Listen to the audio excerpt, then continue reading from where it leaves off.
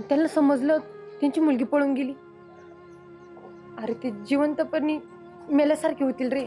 चल पटकन. तू लोक आला. अगं कसं नाही येणार, एवढं प्रेम केले म्हणल्यावर येणारच ना. हा ना, मला वाटलं धोका देतो काय मला. काय वेळ आहे का धोका द्यायला? अरे बघ ना, तू नसता जर आला ना खूप अवघड झालं असतं. एका तासामध्ये अरे लग्न झालं असतं माझं. घरी सगळे वराडीन ते आलेले, पप्पा ते सगळे धावपळ करते. अगं येणार नाही असं कसं होईल? थोडी प्लॅनिंग करावं लागेल का नाही? तिकडे मित्र गाडी घेऊन उभे आहेत, कोर्टात सगळी तयारी झाली आहे. आपल्याला जाऊन फक्त सही करायची. सही झाली की गाडीत बसून डायरेक्ट पुण्याला जायचं. बरं झालं कोणी नव्हतं इथं रूम मध्ये. मी लगेच पटकन दार लावून घेतलं आणि पटकन खिडकीतून निघून आली. बरं केलं, चल जाऊ दे. चल पटकन, कोणी बघायच्या आधी. मग बाळा खुश आहेस ना तू?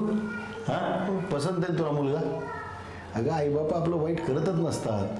ते कायम आपल्या लेकरांचे कसे सुखी राहतील याचाच विचार करतात. बरोबर आहे का नाही?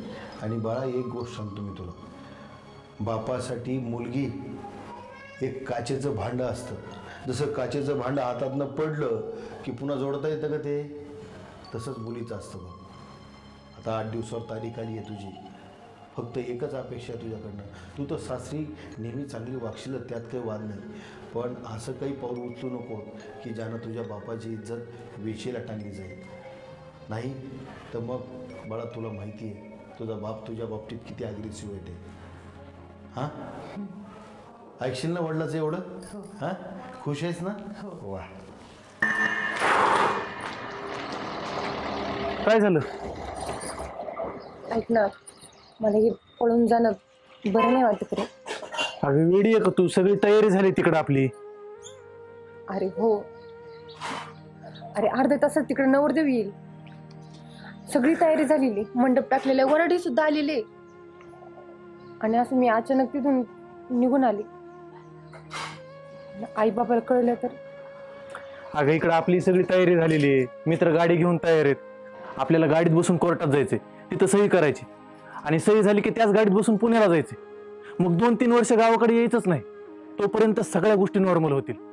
आणि एखादं मूलबाळ झालं ना, घरचे पण लगेच ऍक्सेप्ट करतात. त्याच्यामुळे तू काय टेन्शन घेऊ नको. नॉर्मल?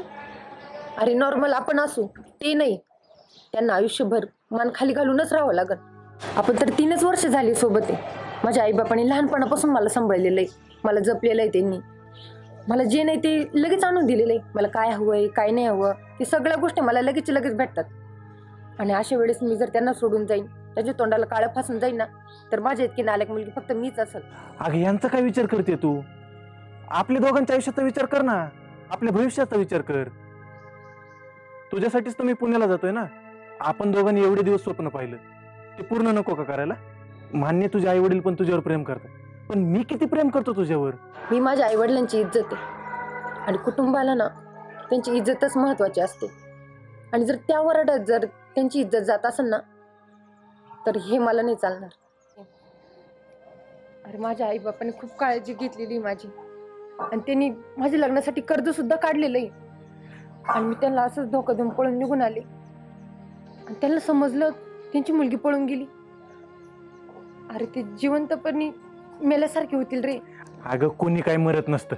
2 दिवस रडतील, 4 दिवस रडतील, जास्तीत जास्त 8 दिवस रडतील. आणि तुला सांगू का, 1 महिन्यात सगळं नॉर्मल होऊन जाईल. तोपर्यंत आपणही तिकडे पुण्याला सेट होऊ. अरे हो, पण त्यांनी मला 22 वर्ष अरे जपलेलं आहे, एकदम तळ हाताच्या फोडासारखं.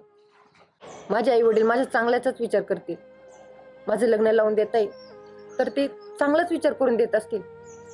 अरे समाज काय बोलल, भाऊबंद काय बोलतील, हे यांची मुलगी पळून गेली, चांगली शिकवली, चांगली मोठी केली, आणि तिनं काय केलं, इज्जत घालवली यांची. बरं झालं इज्जतच गेली यांची, असंच लोक बोलतील. अरे त्यांना म्हणजे एवढं सगळं काही करून पण त्यांची इज्जतच जर जाणार असेल, त्यांचा मान जाणार असेल, तर नको मला ही. आपल्या प्रेमापेक्षा मला त्यांचा मान, त्यांचं प्रेम ते महत्वाचं आहे. अगं पण तू आता तू असं समजू नको का माझं तुझ्यावर प्रेम नाही. माझं तुझ्यावर खूप प्रेम आहे रे. पण मग मी त्या जन्म दिलेल्या आई बापाला सोडून तुझ्यासोबत नाही येऊ शकत. खरंच माफ कर मला, मी नाही येऊ शकत तुझ्यासोबत.